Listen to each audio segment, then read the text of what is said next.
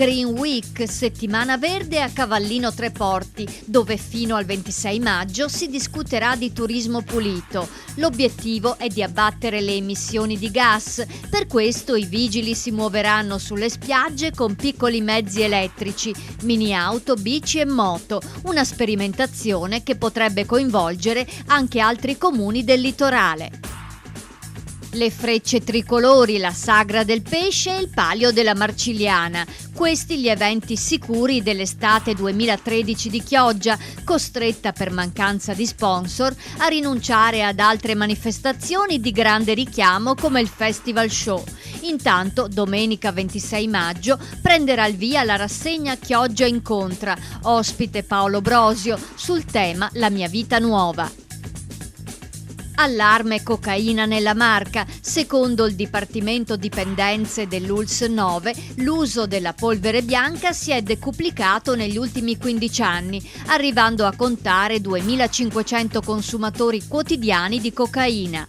E considerando tutta la provincia di Treviso, sono più del doppio, 7 o 10 ogni 1.000 abitanti. Interessato il ceto medio-alto, ma anche tanti studenti.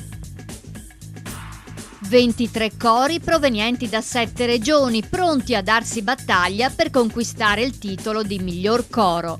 C'è attesa per la 47esima edizione del concorso nazionale corale di Vittorio Veneto, in programma sabato 25 e domenica 26 maggio. Intanto sono stati nominati i componenti della giuria, fra questi Mauro Marchetti, già collaboratore di Ennio Morricone.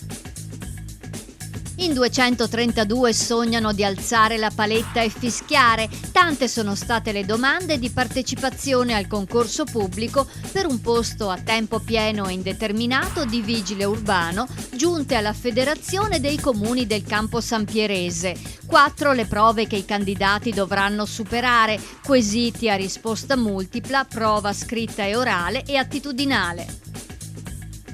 I pasti non consumati delle mense scolastiche di Padova verranno offerti in assistenza. Per volontà del comune, pasta, carne e verdure avanzate potranno essere assegnate alle cucine popolari o ad altre strutture.